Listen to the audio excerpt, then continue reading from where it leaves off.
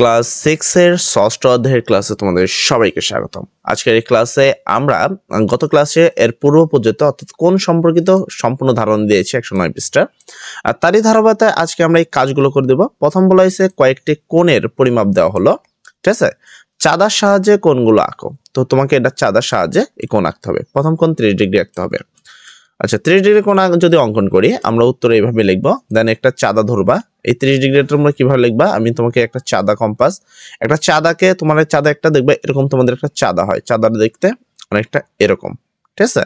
And এই মাঝখান point বার ফুটা রয়েছে, এখানে দেখবা পয়েন্ট বরাবর এই পাশে আছে 0 ডিগ্রি, তারপর তোমার এইভাবে এখানে আছে 90 ডিগ্রি, ঠিক আছে। এন্ড এখানে আছে 180 ডিগ্রি, ঠিক আছে। এখানে 180 ডিগ্রি রয়েছে, তোমরা এরকম দেখবা। তো তোমরা করবা এই পয়েন্ট বরাবর একটা ফুটা আছে, এইটা এই পয়েন্ট বরাবর বসাবা। তারপর আমি যদি হিসাব করেছি এদিক থেকে, মানে 180, 170, 160 এভাবে, ঠিক আছে, 10, 20, 30 এভাবে হিসাব করা হয়েছে। তো এইভাবে যেভাবে তোমার কি 150 মানে 150 ডিগ্রি হয়েছে, সেই বরাবর এই অ্যাঙ্গেল কাটা হয়েছে, ঠিক আছে।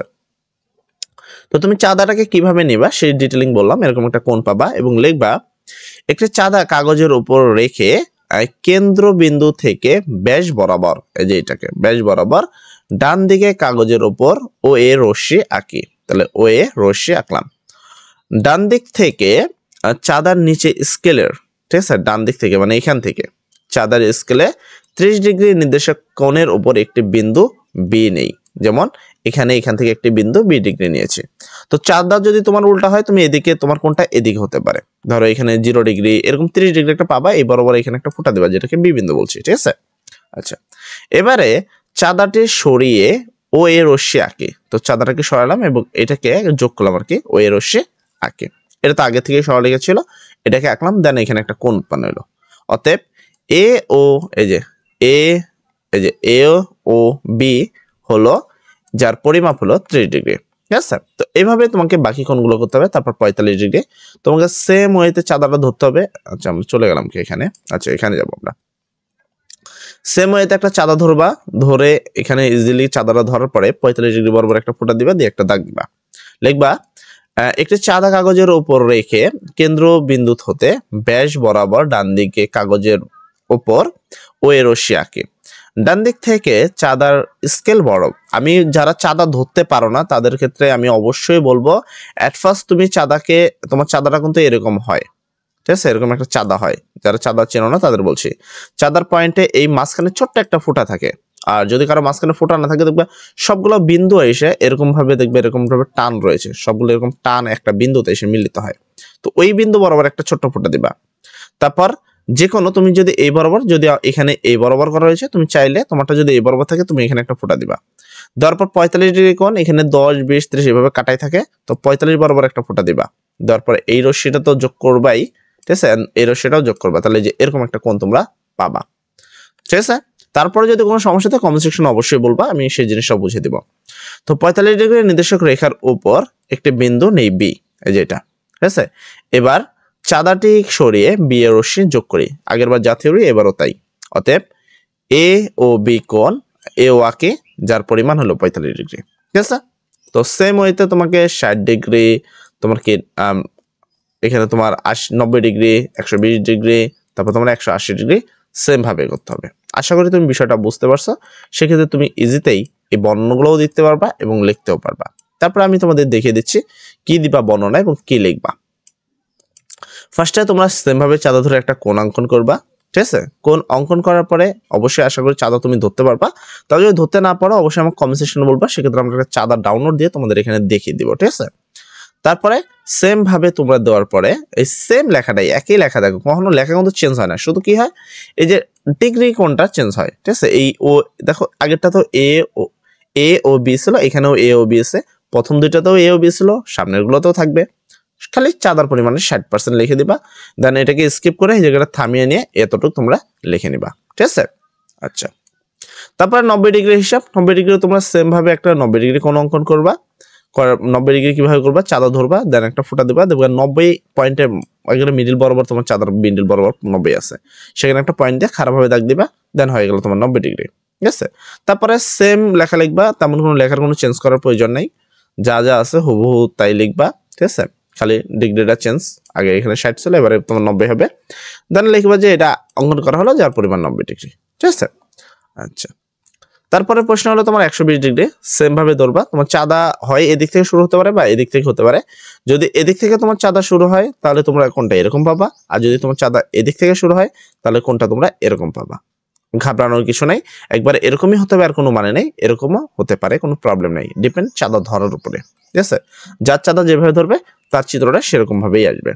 দেন তুমি সেম ওয়েতে এতটুকু হুবহু লিখে দিবা, ঠিক আছে। ভিডিওটা পজ করে তুমি এইগুলো লিখে দাও, কারণ আমরা আজকে এই সবগুলো কাজ করে দিব, তো তার জন্য আমাকে এই বিষয়গুলোকে একটু জোরে করা লাগছে, ঠিক আছে।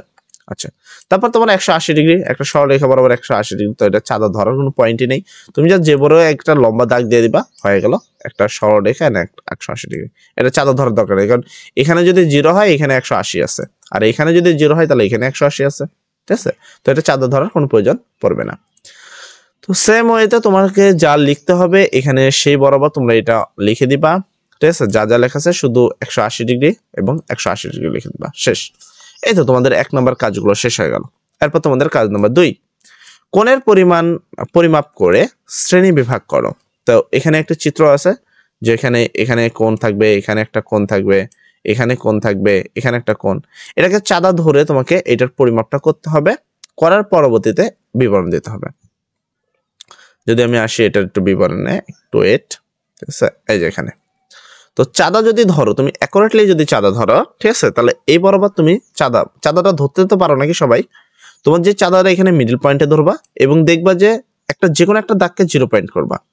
সাপোজ আমার একটা চাঁদা এরকম হয়, আমার একটা চাঁদা কেমন হয়, এমন হয়, হওয়ার পরে এখানে একটা ফোঁটা থাকে অ্যান্ড বাকি তো কাটা থাকে।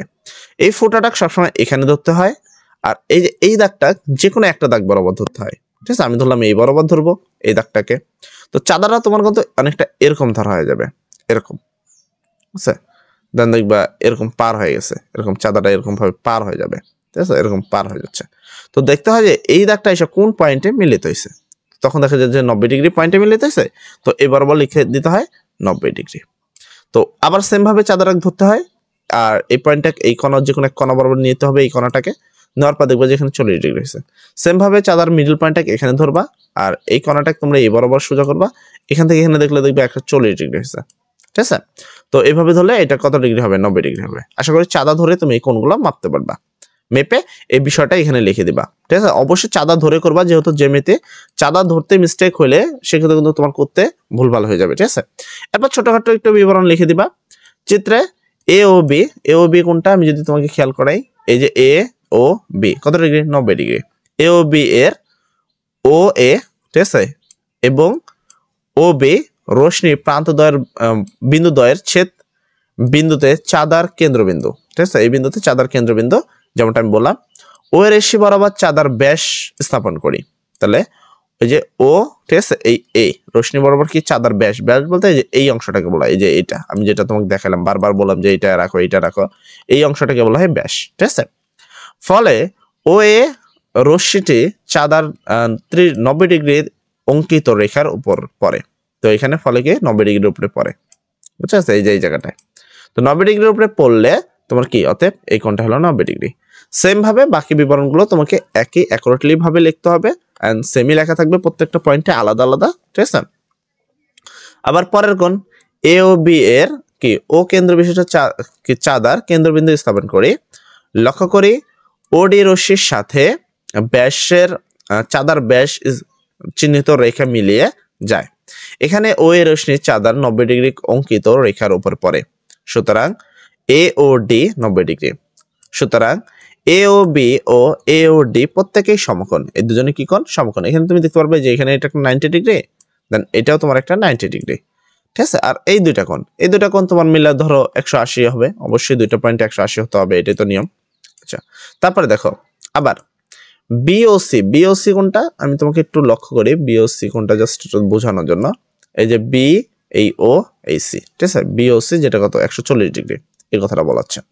আচ্ছা, এখানে বলা হয়েছে বিওসি এর ও কেন্দ্রিতে চাঁদার কেন্দ্রবিন্দু স্থাপন করি, লক্ষ্য করি যেন ও এর রশ্মির সাথে চাঁদার ব্যাস চিহ্নিত রেখে মিলে যায়। এখন ও সি রশ্মির চাঁদা 140 ডিগ্রি অঙ্কিত রেখার উপরে পড়ে, সুতরাং বিওসি সমান 140 ডিগ্রি। সুতরাং বিওসি একটি স্থূলকোণ, 90 ডিগ্রির বেশি হলে সেটা অবশ্যই স্থূলকোণ, 90 ডিগ্রির বেশি 180 ডিগ্রি ছোট হলে সেটা কি কোণ? স্থূলকোণ। এবং কোণ সিওডি এর ও বিন্দুতে, সিওডি আশা করি চিনতে পারছো, এই যে এই অংশটা, এটা যেটা 40 ডিগ্রি ছিল, ঠিক আছে। সিওডি এর এটা কি ও বিন্দুতে চাঁদার কেন্দ্রবিন্দু স্থাপন করি, লক্ষ্য করি যেন ওসি রশ্মির সাথে চাঁদার ব্যাস বরাবর ও বিন্দুগামী অঙ্কিত রেখা মিলে যায়। এখন ওসি রশ্মি চাঁদার 40 ডিগ্রি কি অঙ্কিত রেখায় পড়ে, সুতরাং সিওডি কোণ সমান 40 ডিগ্রি। সুতরাং সিওডি একটি সূক্ষ্মকোণ, 90 ডিগ্রি ছোট হলে তাকে সূক্ষ্মকোণ বলা হয়। আশা করি এই কাজটি তুমি বুঝতে পারছো। তারপর যদি বুঝতে সমস্যা হয় অবশ্যই কমেন্ট সেকশনে বলবা।